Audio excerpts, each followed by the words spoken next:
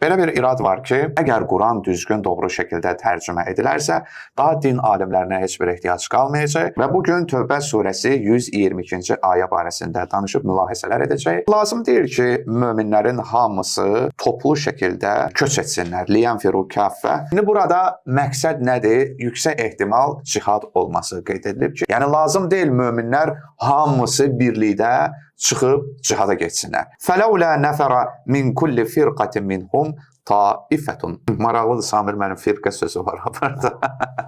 Heç olmasa və ya nə üçün hər bir firqədən, onların arasındakı hər bir firqədən bir tayfa köç etmir ki, liyətəfəqqəhu fid-din, dinə dərindən yələnsin. Yenə də deyirəm ki, burada tərcümədə ixtilaflar var ki, bu köç edən bir tayfa kimlərə aiddir? Cihad edənlər getsinlər, yoxsa bir dəstə qalsın və ya nə?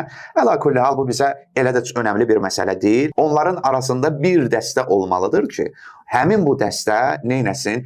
Dinə dərindən yələnməlidirlər. Deyir, وَلِيُنْذِرُوا قَوْمَهُمْ إِذَا رَجِعُوا إِلَيْهِمْ لَعَلَّهُمْ يَحْذَرُونَ. Qayıtdıqları zaman öz qövmlərini inzar etsinlər, xəbərdarlıq etsinlər. İnzar daha çox axirətdə başa gələ biləcək müsibət, fəlakət və bu qəbil şeylərdir. Ləalləhum, bəlkə həmin o kəslər ki, inzar etdiyi kəslər, yəhzərun, qorxub, çəkinələr. Fiqh özü iki yerə bölünür. Ən böyük fiqh Qurani Kərimdir. Ən kiçik fiqh isə halal, haram və bu qəbil dini hökmlər barəsindədir. Din nə deməkdir? Nə üçün Allah Taala ayədə demədi ki, Quranda olsunlar. Şura surəsinin 13-cü ayəsində, ayənin bu hissəsi əsas bizə lazımdır ki, ayə uzundur.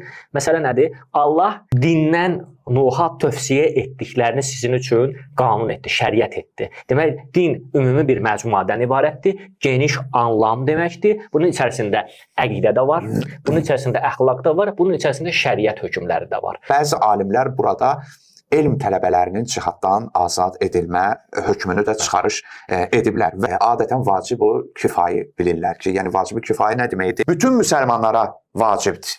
Lakin bir dəstə bunun öhdəsinə götürsə, digərlərinin üzərindən götürülür. Yəni Allah Taala demir ki, hamı mütləq dində dərin düşüncə sahibi olmalıdır. Yox, xüsusi bir dəstə olmalıdır bu. Din mütəxəssisi Allaha göstərməlidir. Din mütəxəssisi özünü gündəm eləməlidir. Hər gün bir gündəm mövzusunu atasan ki, sən cəmiyyətdə gündəmdə qalasan. Onlar peyğəmbərdən öyrənirdilər. Yəni bu o demək deyildi ki, adamlar peyğəmbər kimi şərik idilər. Mən Qurandan nə başa düşürəmsə elm yox. Onlar peyğəmbərə tabe idilər. Müsəlmanlar cəhalətlə mübarizədə qalib gəlməsə, düşmənlə müharibədə qalib gələ bilməyəcəklər. Çünki cahil xalq həmişə məğlubiyyətə məhkumdur.